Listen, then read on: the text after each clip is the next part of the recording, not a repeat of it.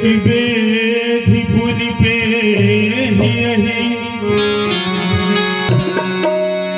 अवधिपति राजा रामचंद्र की पवन पुत्र हनुमान महाराज की मिलता है सच्चा सुख केवल मिलता है सच्चा सुख केवल श्री राम तुम्हारे राम तुम्हारे मिलता है सच्चा सुख केवल मिलता है सच्चा सुख केवल श्री राम तुम्हारे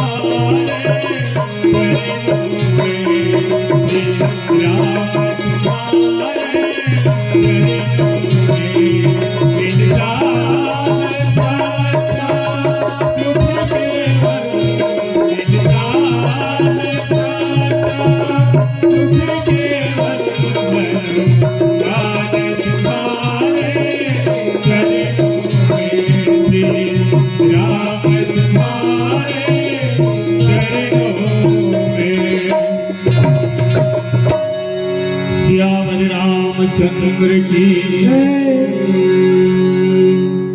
यही सुमिरत सिद्ध होई गणनायक करिवर बदना करहु अनुग्रह सोई बुद्धि राशि शुभ गुण सदना सिया राम मैं सब जग जानी करहु प्रणाम जोरी जुग पानी। मानस के मर्मज्ञ अनुरागी सजनों एवं मंच में विराजमान मंचासीन निर्णायक गण, आज ग्राम कटकोना में बड़े सौभाग्य की बात हमें जो गायन वादन करने के लिए मिला गया वो बालकांड दोहा नंबर 11 जुगति वेदी पुनी कोही यही राम चरित बरताग पही रही सज्जन विमल उर शोभा अति अनुराग। तुलसीदास जी इसमें कथा प्रसंग में कह रहे हैं कि मैं जो कथा कह रहा हूँ उसे तो सज्जन लोग बड़े अनुराग से हृदय में धारण करेंगे। मैं जैसा कहूँगा सज्जन लोग उसे अच्छा ही कहेंगे, पर मैं वास्तव में ऐसा नहीं हूँ। अपना दीनता यहाँ प्रकट कर रहे हैं इस कथा प्रसंग 8 लाइन चौपाई में कि मैं कलयुग में मेरा जो वेश है वो कौवे का है, नहीं जो कौवे का मेरा चाल है, अभेश हंस जैसा है। वेद मार्ग को छोड़ के कपट मार्ग पर चलते हैं, ऐसा मतलब अपना गलती ही बता रहे हैं कि मैं अवगुणों का मैं खान हूँ, पर भी सज्जन लोग मेरे कथा का बड़ा ही करेंगे। मेरे हिसाब से 8 लाइन का ही भावार्थ है। आप हनुमान जी का भजन सुनाएं।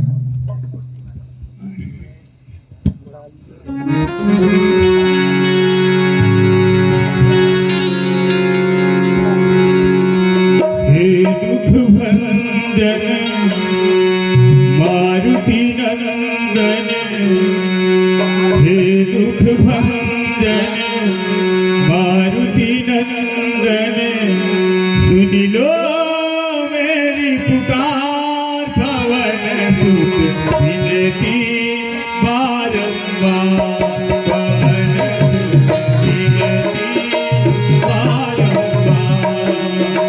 हे दुख भंजन मारुति नंदन, हे दुख भंजन मारुति नंदन, सुन लो मेरी पुकार पवन सुत विनती बारंबार, पवन सुत विनती बारंबार,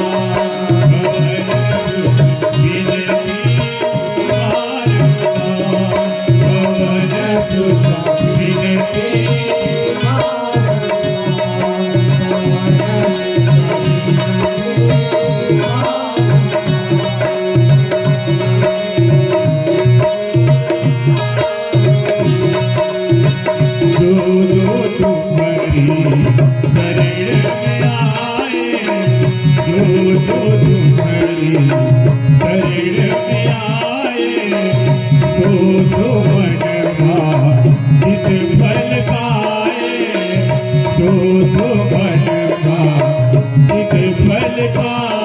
भक्ति भाव से ध्यान तोरे, भक्ति भाव से ध्यान तोरे, कर भव सागर पार पवन सुत विनती बारंबार, पवन सुत विनती बारंबार। हे दुख भंजन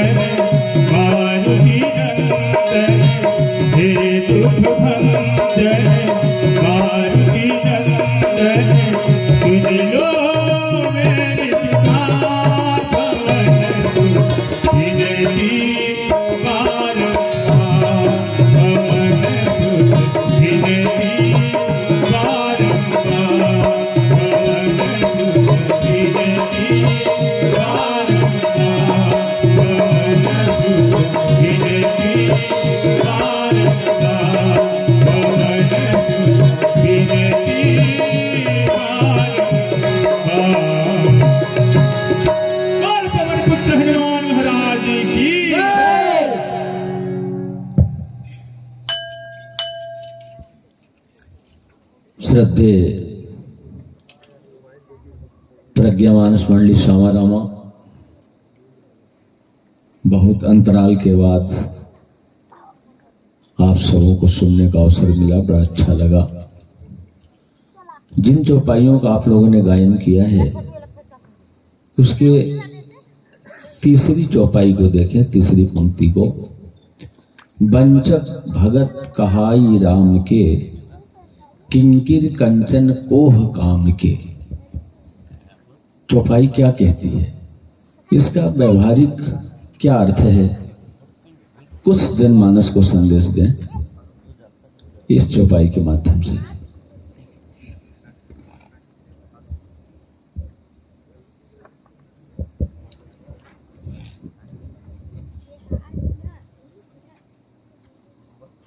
इसके माध्यम से हम यही कहेंगे कि साधु का भेष ना बना के साधु का आचरण करना चाहिए हर व्यक्ति को।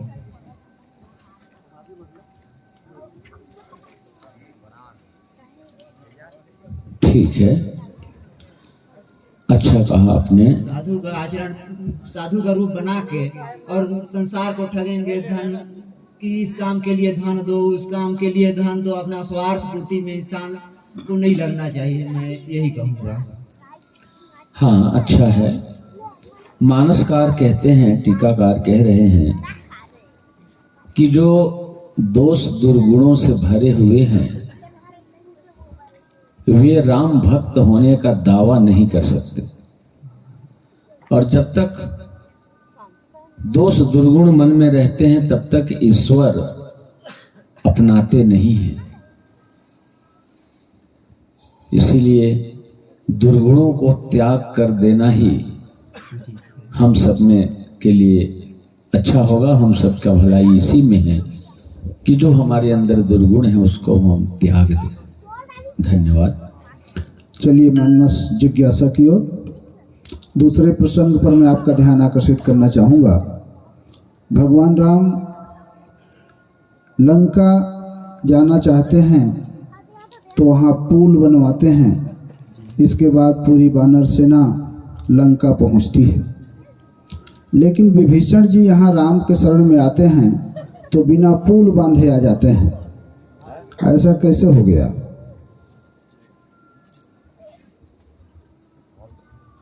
विभीषण जी के पास